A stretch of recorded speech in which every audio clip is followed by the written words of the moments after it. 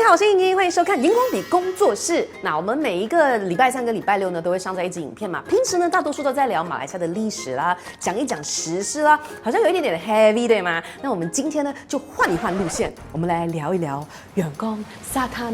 Bikini， 在马来西亚，我们有不少的这一个旅游景点呢，都是闻名国际。来，我们来想象一下，有湛蓝的大海。洁白的沙滩，堪称是海滩度假天堂的地方是哪里？啊，跟我一起喊出你心目中的 number one，Penang。OK， 不要生气，不要生气。相信我刚刚那一段话呢，可能会激怒很多人哦，因为你们一定会觉得说，讲海边度假，凭什么轮到 Penang 啊？你们把这个朗高威、仙本那放在哪里啊？哈哈哈！啊，槟城呢出名炒粿条就是非常有名啦，但是呢，什么时候出名的这个海滩度假类？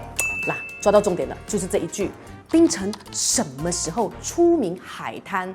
你知不知道啊？槟城的海滩度假堪称是 Judi Malaysia 的老祖宗啊！想当年的时候呢，槟城北部长达4公里的这个海岸线，也就是今天的主角 Batu Ferringhi， 可是东南亚数1数2的海滩度假胜地。连周润发哥，连张曼玉阿玉姐，连郑志伟阿伟哥也跑来这里呢拍电影，什么热浪啊、Phuket 啊、巴厘都要站一边啊。不过实情是嘞，那个时候呢，因为其他地方呢还没有这么热衷于推广这个旅游业，所以呢，外国人呢只知道槟城有海边玩。那今天的 Batu Ferringhi 呢，已经是发展到拥有10几家世界知名的这个 hotel， 一字排开有什么香格里拉、Hard Rock Hotel、Park Royal 等等，连国父Tunku Abdul Rahman 的儿子也在其中一家 hotel 工作哦。你知道是哪一家吗？知道的朋友留言。无论如何，哪怕是今时今日的 Batu Ferringhi 呢，名气已经不像是想当年那样啊，或者是刚刚提到的这些地方。不过呢，其实还是有蛮多的游客呢，喜欢来这里晒晒太阳啊，逛逛夜市啊，玩玩水上运动的。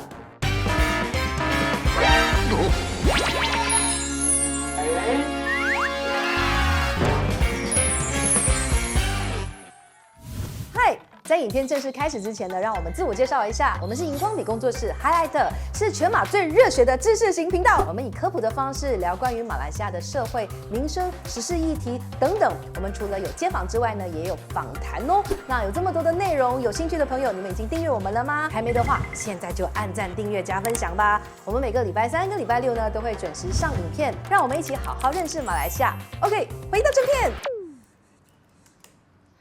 有一件事情要跟你讲，什么？我们不是有在淘宝订了那个荧光笔的周边雨伞咯，然后可能来不及在8月尾送到，怎么办？买干净，找 MyBest。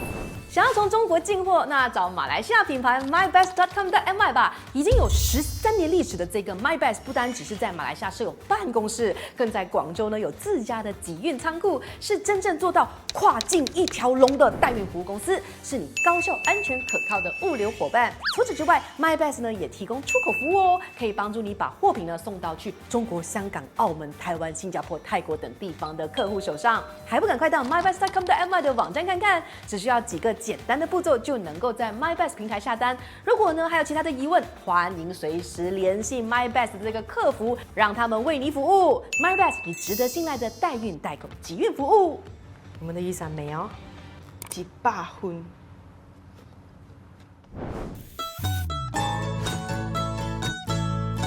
首先呢，我相信应该有很多马来西亚人，甚至是Penang人都不知道为什么这一区叫做 Batu Ferringhi。顾名思义 ，Batu 就是马来文的石头啦。那在这里呢，你会看到沿岸有非常多巨大的岩石，而其中有一座小岩礁呢是最为突出的。它呢就是以前航海人的地标 Batu Ferringhi 啦。那至于 Ferringhi 呢，也是马来文，本来呢只是用来称呼葡萄牙人的这个后裔，不过呢后来呢则是泛指所有的西方人，所以呢 Batu Ferringhi 可以直接翻译成西方人的石头，或者是外国人的石头啊，是不是非常冷嘞？这个知识。Penang人留言告诉我，你知不知道？那会不会有人在想啊？难道 Batu Ferringhi 的 Batu 都是外国人带来的？那不然为什么会叫外国人的石头嘞？No， 那是因为呢，以前有外国人在这里停靠和登陆的关系。其实呢，在 Francis Light 来槟城开户之前呢，就已经有其他的西方人来过槟城了。据说1511年占领马六甲的葡萄牙海军途中呢，就曾经在 Batu Ferringhi 停靠补充淡水。1945年的时候呢，传教的这个 San Francis Xavier 呢也来过这个地方哦。更重要的是呢1590年代就有一位呢英国的航海家 James Lancaster， 他呢也曾经来到这里呢登陆过，他才是名副其实的第一位登陆槟城的英国人。那为什么他来这里非常重要呢？因为啊，他是促成东印度公司成立的关键人物，为之后的英殖民铺路而来的。不过呢，这一座外国人的石头呢，现在已经改成了 Lover Isle 恋人岛礁啦。为什么呢？会有这么浪漫的名字呢？因为啊，相传，这个故事我真的没听过。有一对呢不同种族的这个恋人啊，异族恋。他们呢就因为家人的反对没有办法再分，所以呢他们就只好呢选择在这里自杀殉情。所以呢就有很多的人相信啊，如果情侣来这里呢刻上彼此的名字，他们的恋情呢就会开花结果。如此可歌可泣的浪漫传说到底是真的还是假的呢？或者是吸引游客的手段而已呢？你们就自己判断啦。如果我听说这个故事，如果我在那边现场，我会觉得毛多一点啊，会不会招惹到有怨念的情侣？Anyway， 我们荧光笔呢是绝对反对大家在公共资源上刻字的啦哈，所以各位比比们千万不要这样子做哦。其实呢，以前的槟城啊，常常都被游客称赞说有3S， 哪3S？ Sun, Sea and Sand。我知道现在呢，又有很多人不认同的啦。不过呢，希望大家可以理解啊，槟城啊，毕竟是很早以前就已经开始发展旅游业。你知道啦，那种旅游的宣传话术呢，总是难免的嘛，就是一定要想一些 slogan 的。简而言之呢，槟城的旅游业呢，可以说是从英殖民时代就开始的了。话说当时槟城的 Batu Ferringhi 还有森美兰的 Port Dickson 呢，都是游客最喜欢的海滩度假景点之一。尤其从1920年代开始 ，Batu Ferringhi 的公路呢也修建完成，游客呢就更加容易进来这里玩。因此呢，就有很多外国人呢就陆陆续续在 Batu Ferringhi 盖 bungalow 啦，甚至呢就是开启了这些 hotel 啦来赚旅游财。比如其中最传奇的2间 hotel， 莫过于在1931年开在山顶上，拥有超大游泳池的这个 Fun Resort 或者是 Mall Pleasure 了。而且呢，据说呢，后期呢还有计划想要将这个 Mall Pleasure 呢改造成一个超级大的赌场。如果呢有住在当地的朋友啊，或者是非常熟悉 Batu Ferringhi 的朋友呢，请留言跟我们分享一下你们所知道的，到底我们刚刚讲的是不是真的哦？那还有另外一间 hotel 呢，则是澳洲人呢将自己的 bungalow 改为的这一个 Lone Pine Hotel。那为什么会叫 Lone Pine 呢？因为呢他是不小心把院子里的一棵树误认成松树，结果呢大家就将错就错呢，继续沿用这个有趣的名字。这间 Lone Pine 呢现在呢还在营运当中的哦，也有蛮多朋友蛮喜欢去的。我一直呢也非常有兴趣想要去，可是呢就没有机会，因为我每次回去槟城，我一定有地方住了吗？所以，anyway， 有兴趣的朋友可以去了解看看哦。当然呢 ，Batu Ferringhi 的名气呢，并不局限于昂毛而已啊，连在香港呢也是有一点点名气的。毕竟啊，連歌仔都有得唱啦。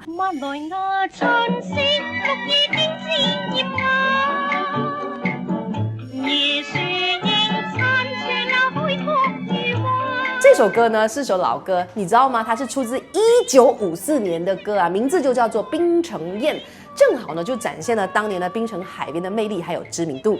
就连呢谢霆锋的 Daddy， 也就是呢谢贤主演的粤语长片啊《夜臨月》，也是来到这个 Batu Ferringhi 取景的哦。你看一看，他们就是来一场这个浪漫的鸳鸯戏水啊，你追我赶啊，这样子就间接的吸引了非常多的香港游客呢到槟城的海边去度蜜月，而不是去马尔代夫哦，是来 Batu Ferringhi。所以呢，如果今天呢你的另一半讲说 ，baby， 我要带你去一个又漂亮又浪漫的海边度蜜月，赶我们去 Batu Ferringhi。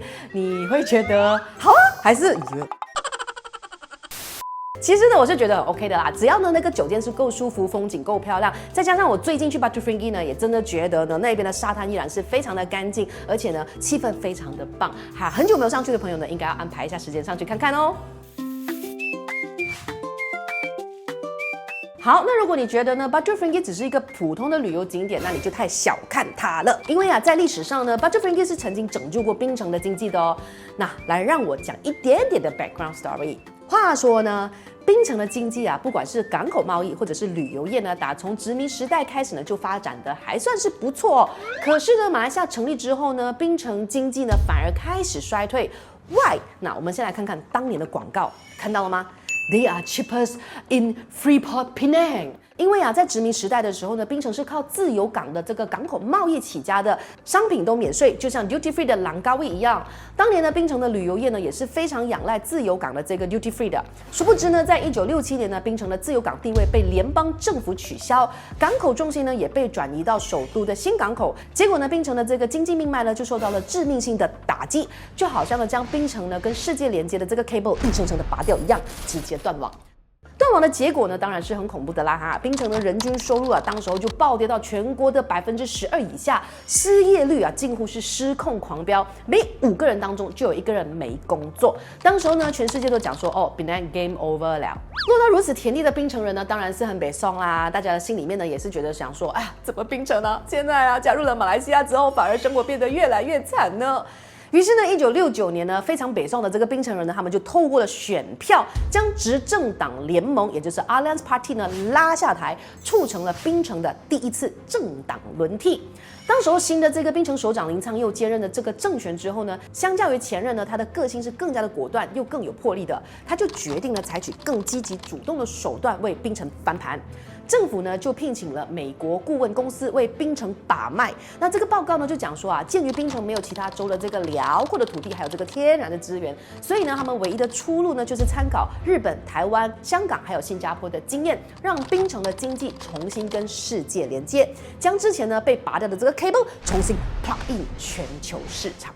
那这一个扭转槟城命运的战略就叫做 Nathan Report 啦。这个 Nathan Report 呢，主推几项的战略。第一呢，就是引进了这个欧美外资的出口制造业，但是呢，这就不是今天的主题，我们就不多说了。那至于呢，排在第2的则是旅游业。旅游业呢，在哪里呢？就在 Batu Ferringhi。有鉴于旅游业呢可以快速的扩张 hotel、餐饮、娱乐、交通可以使用更快的速度，创造更多的就业机会，所以呢，新首长林苍佑呢就知道槟城呢是必须用尽全力去吸引大量的外国游客，让钱流进来。那你看到这张蓝图了吗？冰岛北边的这个 Batu Ferringhi 早就被规划为 beach resort， 所以呢是肩负着挽救槟城经济的重大任务的。然而呢，将 cable 拔掉很容易啊，要重新 plug in 呢就比较辛苦了。当时候的宾州政府呢，就为了要翻身啊，决定就多管齐下。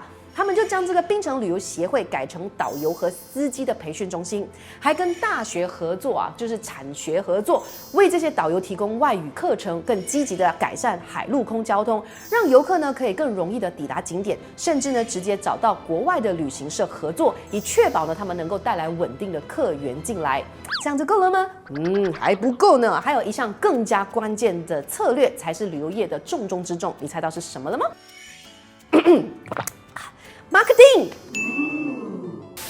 槟城呢就决定用更大胆的方式呢到海内外进行宣传，除了印制和分发大量的槟城宣传手册，还跟国外的这些知名的旅游作家啦、媒体啦、电影公司合作，透过不同的奖励呢鼓励他们报道槟城或者是来这里拍电影啊！你是不是非常惊讶嘞？他的这一波操作啊，原来在60年代到70年代的时候，槟城就已经在做了，那时候他们就已经在实行置入性广告。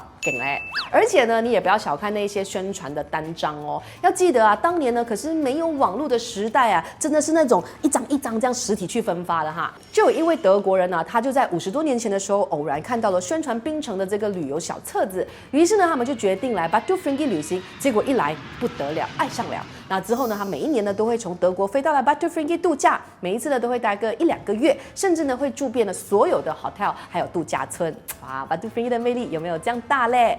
我相信呢有很多人呢之前可能觉得 Batu Ferringhi 有一点点的没落哈，可是最近呢感觉上他们的活力又回来了。如果呢就是无论你是哪里的人，近期你都有去到 Batu Ferringhi 的朋友，可以留言让我们看看一下，你在现场看到了什么样子的环境。好，言归正传，当然了，我们前面提过的那些电影拍摄啊，也是槟城呢旅游的极大助力哦。比如说刚刚讲到的周润发、张曼玉啊、郑志伟等人主演的搞笑又无厘头的这一部《精壮醉雷仔》哈，也是曾经在这个 Batu Ferringhi 呢拍摄过的。里面有很多的这些搞笑情节，如果你有一点点的年纪呢，是可以去找来重温一下的啊。如果你是很年轻的话呢，也可以找一找啊，来看看当新片这样看啊，看一下当年的槟城是长什么模样啊，也可以当做是纪录片这样啦。好，后来呢，就经过了这一番的操作啊，一番的苦心栽培，槟城呢也终于结下了甜美的果实。Batu Ferringhi 呢就引来了70年代到80年代的这个旅游热潮，旅客人数呢就屡创新高，甚至在短短的几年之内呢翻了5-6倍。Batu Ferringhi 的这些hotel呢也如雨后春笋般呢连接开张，为槟城和马来西亚呢赚进了非常多的外汇。而槟城的这个经济呢就被新政府重新 plug in 之后呢，也终于成功的复活。或许呢，我们只能说啊，这里的经济无论是旅游业或者是制造业都一样，跟以前到现在呢都离不开外国人或者是国外市场。毕竟呢，连地名呢都老早给了答案了嘛。Batu Ferringhi 词义是什么？外国人的石头嘛，对不对？所以外国人很关键。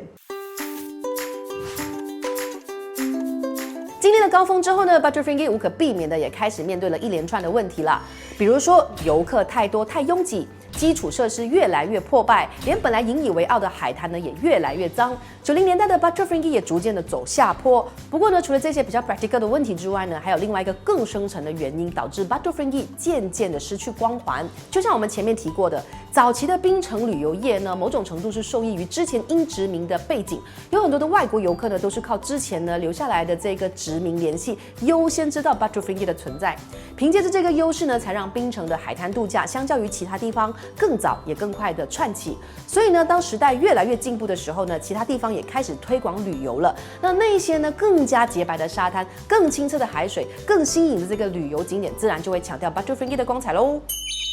无论如何，今年的这个槟城政府还有几个单位呢，都已经开始积极的动起来了。大家都希望呢要复兴 Batu Ferringhi， 希望能够重塑这个元老级的海滩度假天堂的魅力。毕竟呢 ，Batu Ferringhi 的旅游业呢前后后加起来啊，差不多都有100年的历史了。如果要复兴的话呢，可能是需要集结更多的人的力量。比如谁？我们哦。其实呢，我们呢也决定要出一份力啊。好，不知道你知不知道呢？我们之前已经讲了，今年2024年的想要生活节，我们会双城进行。KL 的部分呢，我们就在巴沙瑟利那边；而槟城的部分呢，就是会在 Batu Ferringhi 的 Ferringhi Bay。Ferringhi Bay 这个地方呢，就是一个全新的即将会非常爆的点，因为呢那边聚集了很多的这个餐饮新的店家在那一边。然后呢，我们就把我们的舞台放在那边，不单只是想要生活节的这个 finale 演唱会啊，就是 Kita Lain Kita Sama Concert 放在那边，还有 workshop 啊，还有市集啊，还有其他的大大小小的装置艺术，还有节目等等。当然，我们的这个就是演唱会呢是不卖票，所以呢，槟城的朋友想要参加想要生活节的话呢，提早上去参加了哦。而且呢，一定会塞车，所以大家一定要安排好自己的交通时间哦。希望呢，可以在 Batu Ferringhi 的 Ferringhi Bay 那边想要生活节见到你。